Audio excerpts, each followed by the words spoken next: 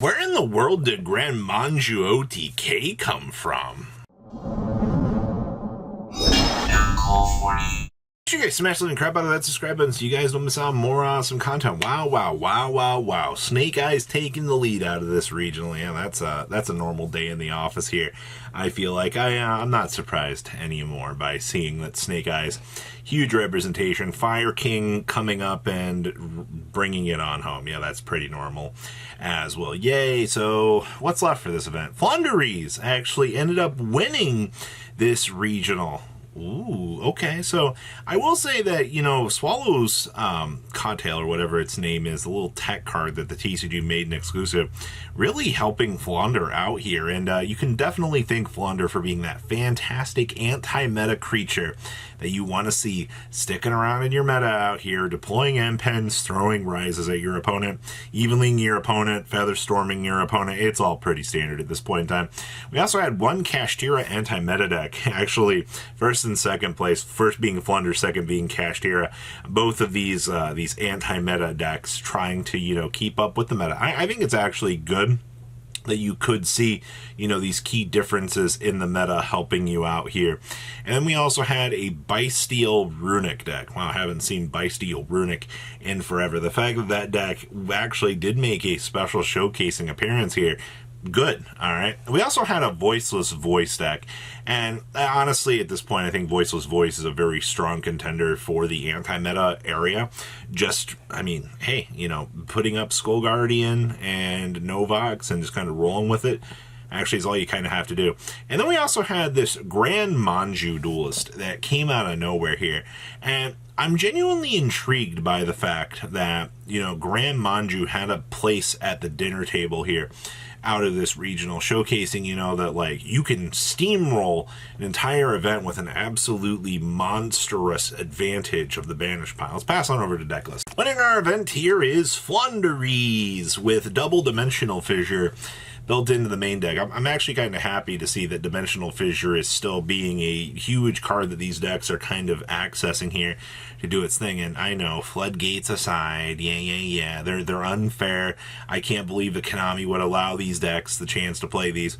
They need to, all right? They need to rely on these sorts of cards to do a thing. Also, triple duality, one extra, and triple Pot of Prosperity.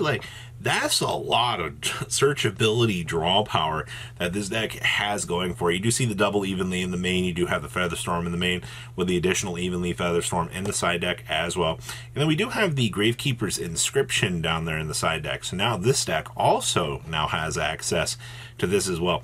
Basically, this is how strong of an anti-meta approach can you put on your opponent for that advantage so that you can start steamrolling and doing your thing. Good stuff.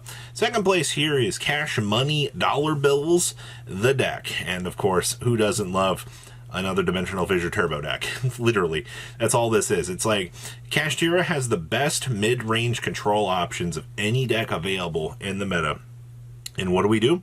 Me slam down Dimensional Fissure after Fenrir. Yay! What do? And it's just like, you use these huge monsters to control your opponent. I also do like the fact we are side decking triple Solemn Judgment, so basically you're going to aim to make sure that your field is going to be safe post everything, and of course you do have the anti-unfun fragrance down there as well. Yeah, we've learned our lesson about anti-spell just taking and stealing free games. This deck is also siding to Ghost Spells as well. Ghost Spells actually been an amazing card this format, especially as you do kind of start to see more of these problematic cards do their thing. Ghost Spell, no. All right, you also have the double Mourner in the main. Okay. We have our Snake Eyes list free here, and yes, we're sporting off the Jet Synchron, as per usual. I have noticed quite a lot of Jet Synchron doing their thing. This build is also main decking a Droll and Lockbird as a cross-out target, actually, because, you may as well. You want to make sure that your turn can play through as much as you want it to, being full unimpending, no impeding actions. You also do have one Talents in the main, sure, one Divine Temple, Only one Sinful Spoils. That's kind of interesting. But your hand traps, I mean, you have triple Mourner, triple Veiler, triple Nibiru, triple Ash, triple Infinite Permanence. That's pretty normal. I feel like you are side decking the Bysteals down there as well. And I do see that we are playing deck Lockdown. That's one of my favorite tech choices, being able to tell your opponent, no, stop it. No special summoning from the deck. No Flam Turd Dragon for you. All right, perfectly understandable, actually. Definitely spicy. Oh, hello, Runic Bysteal. How are you?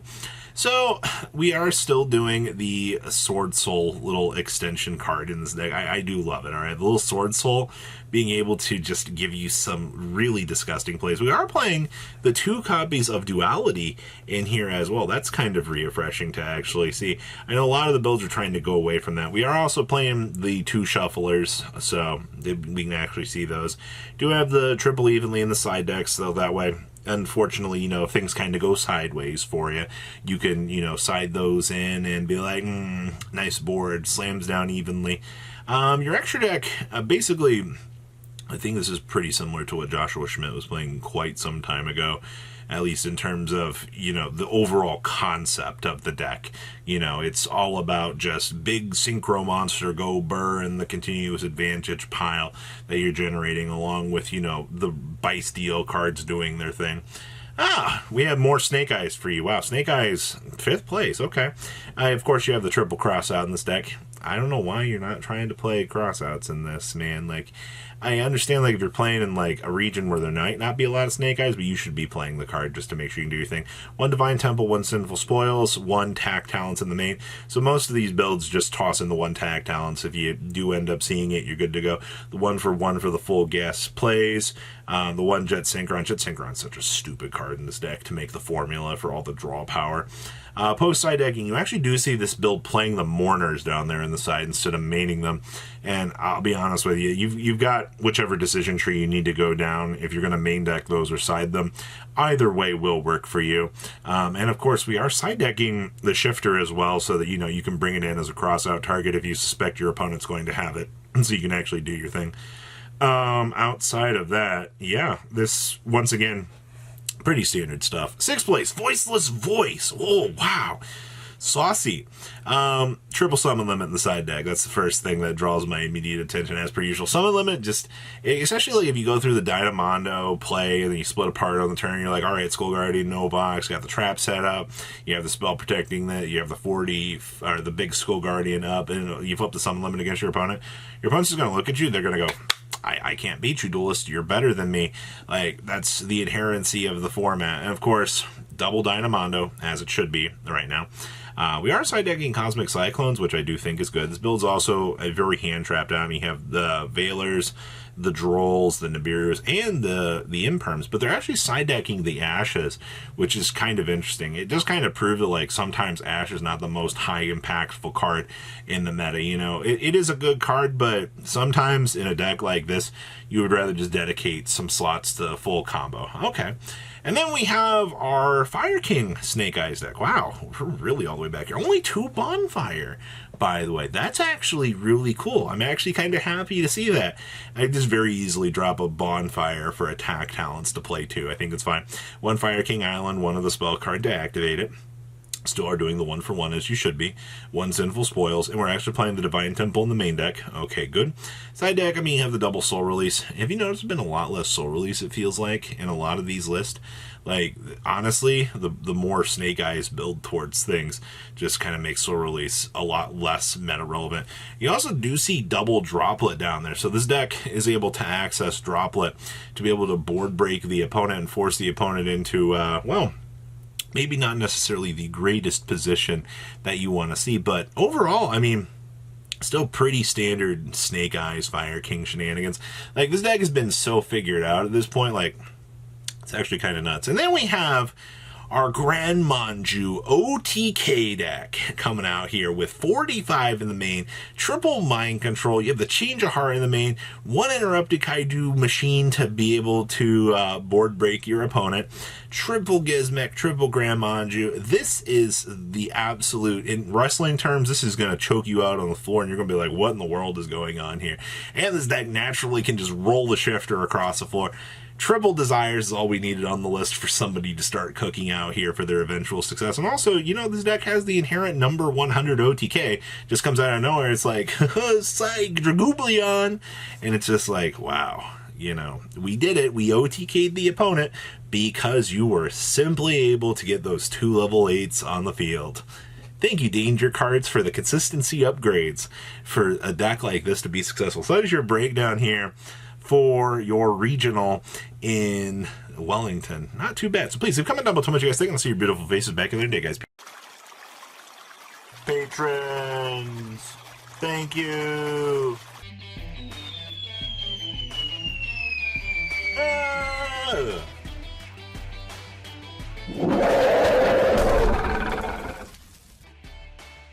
Thank you so much for watching. Check out these other videos.